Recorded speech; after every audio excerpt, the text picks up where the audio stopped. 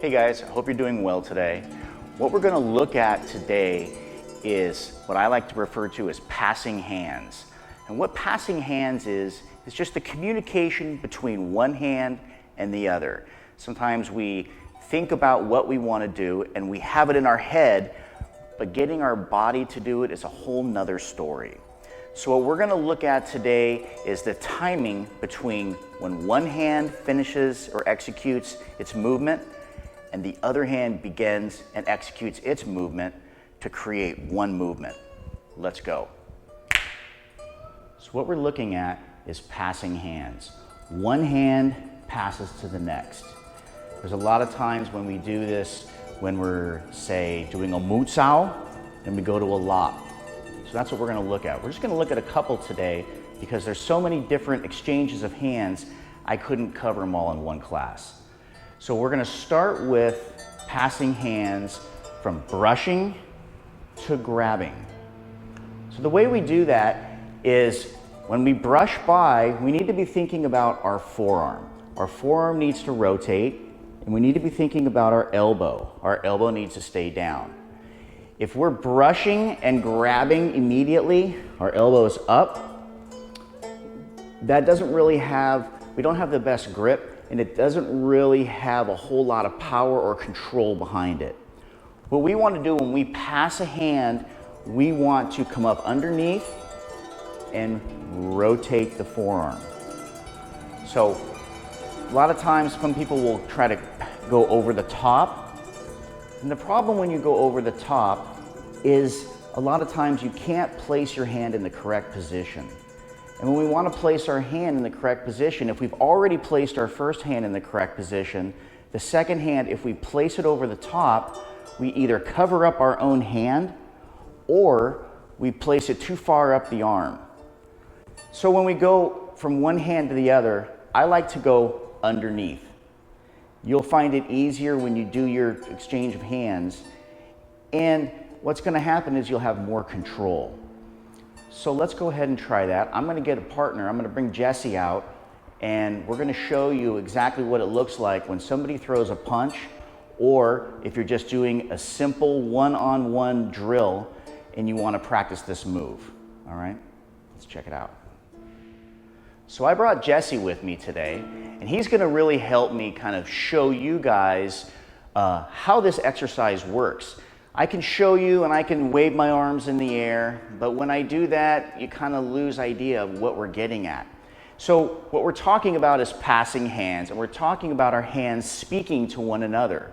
Once again, when one hand executes its move, we don't want to wait until that move gets executed before the other hand starts to work. There are hands, we know what they're going to do, so we let them speak to each other. One hand moves, the other hand then completes the exercise. We don't want to go 1, 2, we want it to be one movement. So I'm going to have Jesse stand right here, and what he's going to do, we're going to do just a simple punch. He throws a punch, I collect it, I come up, notice my arm comes up underneath, and that's really important. If I'm here and I come at this point to grab, this is the point that I want to control. So he comes with that punch. If I do this, now I'm in a situation where his elbow can come forward. He can fold on that, and there's no control there. So when I replace my hand, it's got to replace the same spot. So he comes with that punch, I want to come up underneath and replace. Now you notice my forearm rotates. I don't want to grab like this. If I grab like this, he just turns into a tonsao. Now I'm in trouble. Okay, I have to bail out to get out of that. When he comes at me with that punch and I'm here, now my elbow is down. So when I grab, I'm dropping. He can't pull a tonsao here. His arm is too low. He doesn't have the leverage point anymore. Remember, lopsao is pulling hand, and it doesn't mean I'm pulling this way. I want to pull down and get control. So he comes at me with the punch. I rotate, grab. He comes at me with the punch. I rotate, grab. Now, we can do two things. I can grab or I can cover. If he throws that punch and I cover, I want to make sure that my elbow stays down. If I don't, my elbow doesn't stay down and I cover like this, he can slip underneath and hit me. When he comes at me and I cover and my arm is down, if he tries to fold or come in, I can control him.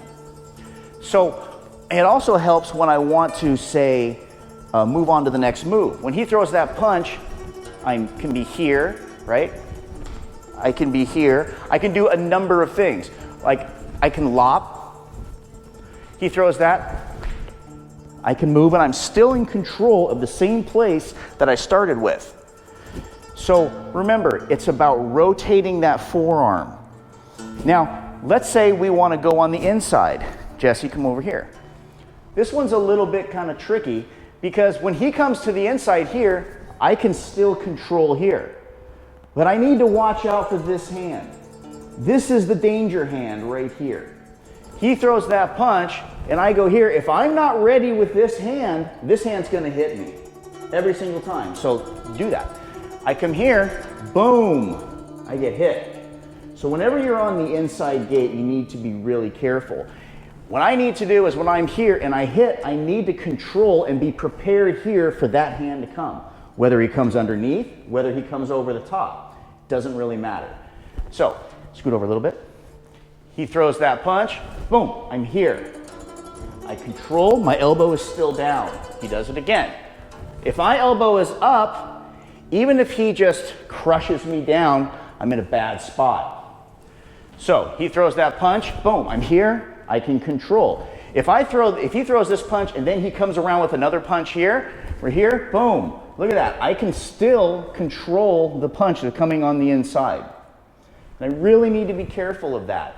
So you guys remember, when you're doing the replacing of hands, elbow down, rotate the forearm. Don't be so quick to grab. Rotate and the hand will just fall into place. Go ahead and try that on your own. All right, guys, so now what we're gonna do is we're gonna do a point of view shot. All right, the point of view is going to be Jesse coming at me with a punch from his right hand, and I'm going to take an angle and redirect using my hands talking to each other. So he comes with the punch here, I receive it, hand comes up, and I come in, just like that. He does it again. I come in, I take his structure. Notice that I'm still in control of the spot that I want to be in control of. At this point, I can hit. I have all these targets here, not to mention the fact, guys, that remember, a strike or an attack is not always a punch. An attack can be me taking his structure. All right? He does it again. He throws that punch, I'm here. Elbow down, rotating that forearm. From here, I can go to several hits. He throws that punch, I can be here. I can be here. My hits are there. I'm still controlling here, but I own the center line. He comes again. I can be here. I can be here. Just like that, coming over the top. Now let's say he comes to, I'm going to the inside now. He throws that punch, I'm here. Just like that. I control Lan Sao. Don't always be so quick to throw a punch when you can use your forearm. This is your baseball bat. All right, and if I want to smash somebody and not hurt myself because my hand has all these little tiny bones in it, this is the bat that I want to use. So he comes at me with the punch, bam, I'm right there. I control the line. Now if you look down at my feet, you see this foot right here? It's between his foot. I'm splitting him. Okay, and what that means is if he pushes into me right now, he's not going to move me. Okay, I have a really good, my base, my structure is really strong right now. So he throws the punch, boom, at here I can control. I'm watching for this other hand. If his other hand comes with a hook and he throws here, bam, right here, I can control. Even if I don't hit right here, let's say he throws a quick 1-2, I can be boom and control right here. Just like that, guys. So always when you're on the inside gate, be prepared for that second hand. The second hand is coming. It's not like in training where we practice and the guy throws one punch and we execute our move and then our partner throws one punch. That's always nice. But when you're in a fight, that guy is not going to throw one punch. He's going to go boom, boom. And if you're just prepared for that one, that second one's going to get you every time. So when you're on the inside, be prepared for that other hand. You might want to come across with a landa. I can control, come across, and catch that other hand coming. If you're on the outside, you don't have to worry so much about it, because once you control their structure, then their other side is really difficult for them to use.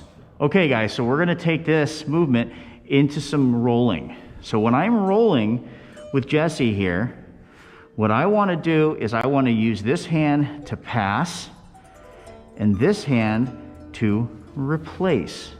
So it looks like this. If we're rolling, I'm passing and replacing. See here, I rotate that forearm, just like that.